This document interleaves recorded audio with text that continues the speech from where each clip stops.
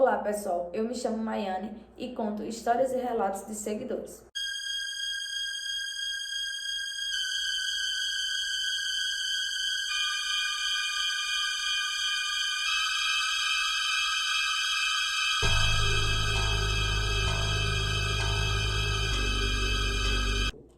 O relato de hoje foi uma seguidora que me mandou e eu anotei ele aqui para ler para vocês. Ela botou assim: Oi Mai, esse relato era uma história que minha mãe me contava sempre. No caso, a história não é dela, né? A história é da mãe dela. E a mãe dela contava para ela. No relato não cito o nome dela e nem das outras pessoas. Também não quero ser identificada. A história é verdadeira. Sim, outra coisa que eu vou falar para vocês. A história tem que ser verdadeira, tá, pessoal? Para me mandarem história, tem que ser uma história que realmente aconteceu. Aí tudo foi contado que aconteceu com ela. E essa é apenas uma das histórias que ela contou. Então já tem outras histórias, né? Que ela já deve ter contado à filha. Essa coisa acontecia muito no sítio que ela morava, na época, há muitos anos atrás, na década de 60. Faz bastante tempo, né? Na época, minha mãe era solteira e morava com os pais e os irmãos no sítio.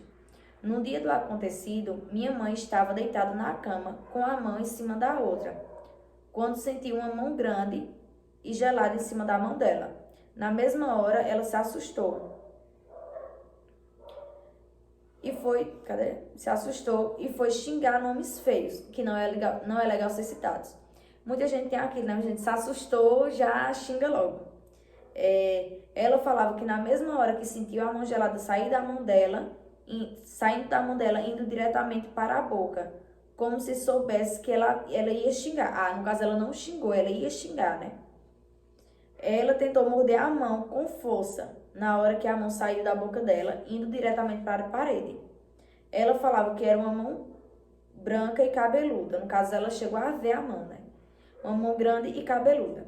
E que na mesma hora gritou e deu um murro na parede, que chegou a machucar a mão dela e até mesmo inchar. No caso, ela deu um murro, né? Quando ela viu, acho que ela se assustou e deu um murro na mão. Ela falou que o pai e a mãe dela correram para ver o que tinha acontecido. E que o pai dela até levou um facão.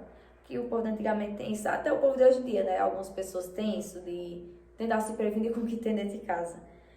Quando ela falou que tinha visto, disseram que era uma alma e que ela havia se assustado. Depois desse acontecido, se passou 2 dias. Todos haviam se deitado para dormir. Em um quarto dormia ela e a irmã também. Dividiam a mesma cama. Lá não era luz na época, era no candeeiro. E lá no sítio, o pessoal deitava para dormir cedo da noite. Até hoje em dia, né? Algumas pessoas no sítio deitam para dormir cedo, vão para a cama cedo. Mais cedo até porque se acordam bem mais cedo, né? Que as pessoas da rua. Aí, continuando, né?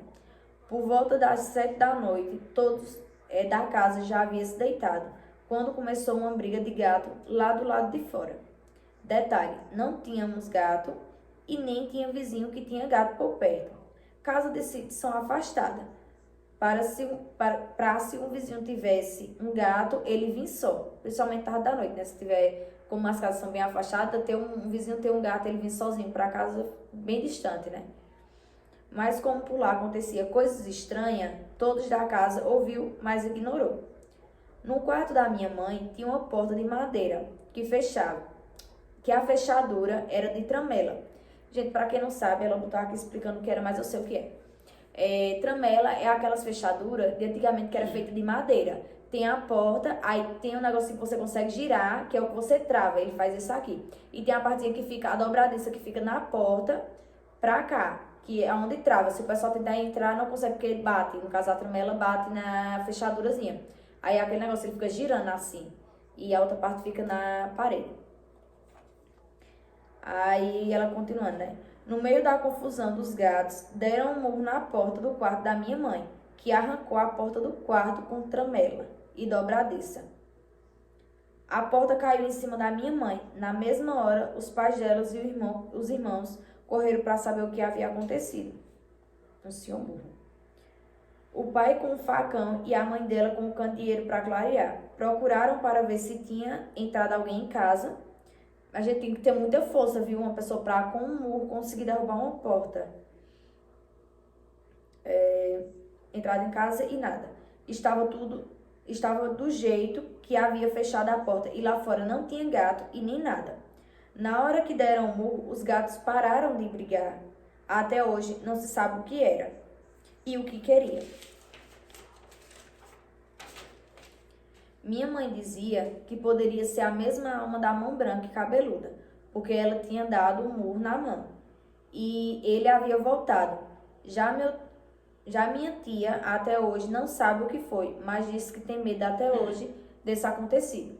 E esse foi o relato de mais uma seguidora.